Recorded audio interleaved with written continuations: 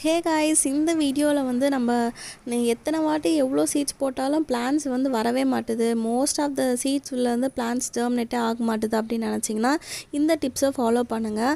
And நான் நிறைய வந்து ஈஸியாக எந்த பிளான்ஸ்லாம் வந்து வீட்டிலே வளர்க்கலாம், குட்டி குட்டி பாட்ஸ் இருந்தாலும் பரவாயில்ல, அதில் எந்த மாதிரி பிளான்ஸ்லாம் வளர்க்கலாம்னு சொல்லிட்டு இந்த வீடியோவில் நான் வந்து சொல்லியிருக்கேன். ஸோ இந்த சீட்ஸ் எல்லாம் பார்த்திங்கன்னா இந்த பிளான்ட் எல்லாமே வந்து கேப்சிகம். ஸோ நான் கேப்சிகம் அந்த விதையும் வந்து பச்சை மிளகா விதை மாதிரியே தான் இருக்கும், ஆனால் கொஞ்சம் கொஞ்சம் பெருசாக இருக்கும். அது வந்து கேப்சிகம். ஸோ நான் இது வந்து ஃபஸ்ட்டு டிப் என்னென்னு பார்த்தீங்கன்னா, இது நம்ம கேப்சிகம் எப்போவுமே போடுறப்போ சீட்ஸ் வந்து நல்லா ஹெல்த்தியான சீட்டாக இருக்கணும். நீங்கள் இதுக்கு வந்து நர்சரிலாம் போய் வாங்கணும்னு நம்ம அவசியமே கிடையாது. மோஸ்ட் ஆஃப் த வெஜிடபிள்ஸ் வந்து நம்ம கிச்சனில் யூஸ் பண்ணுற வெஜிடபிள்ஸ்லேருந்தே வந்து சீட் எடுத்துக்கலாம். அதில் வந்து மெயினாக பார்த்திங்கன்னா இந்த கேப்சிகம், பச்சை மிளகா, அந்த எல்லாமே வந்து அந்த பஜ்ஜி மிளகா எல்லாமே வந்து நம்ம கிச்சனில் யூஸ் பண்ணுறதே எடுத்துக்கலாம்.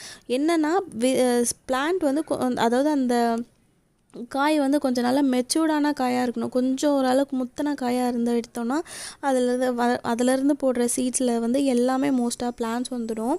அண்ட் செகண்ட் டிப் என்னென்னு பார்த்தீங்கன்னா, நீங்கள் போடுற சீட் வந்து இந்த மாதிரி தனியாக ஒரு பாட்டில் செப்ரேட்டாக ஒரு பாட்டில் வச்சு போட்டிங்கன்னா அதில் மோஸ்ட்டாக வந்து எல்லாமே வந்து பிளான்ஸ் வந்துடும். பிகாஸ் நான் வந்து இது வந்து எனக்கு ஃபஸ்ட்டு அட்டெம்ப்ட் கிடையாது. ஒரு 2-3 வாட்டி என்னோடய டெரஸ் கார்டனில் வந்து சீட்ஸ் போட்டு ஒரு பிளான் கூட வரவே இல்லை. என்ன ரீசன் பார்த்தீங்கன்னா, இந்த டெரஸ் கார்டன்லேயும் சரி, சாயில்லே கீழே கிரவுண்டில் போடுறப்பையும் அதில் நிறைய பூச்சி வந்து இருக்குது.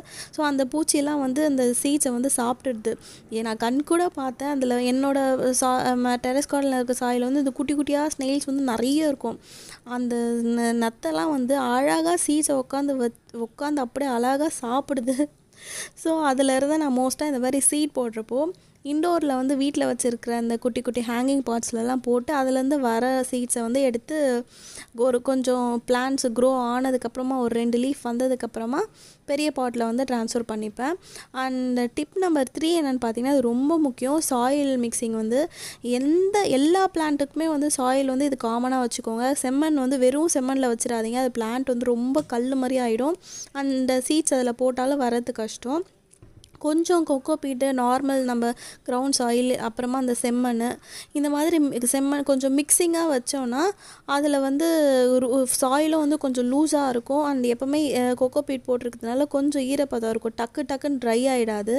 அதனால் இந்த ரூட்டும் வந்து கொஞ்சம் ஈஸியாக உள்ளே போகிறதுக்கு ஈஸியாக இருக்கும், ரொம்ப கல் மாதிரி இல்லாமல்.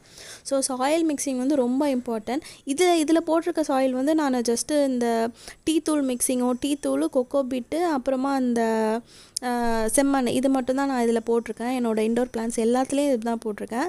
ஸோ இந்த டிப்ஸ் எல்லாம் ஃபாலோ பண்ணி பாருங்கள். கண்டிப்பாக வந்து உங்களுக்கு சக்ஸஸ்ஃபுல்லாக இருக்கும் பிளான்ஸ் எல்லாம்.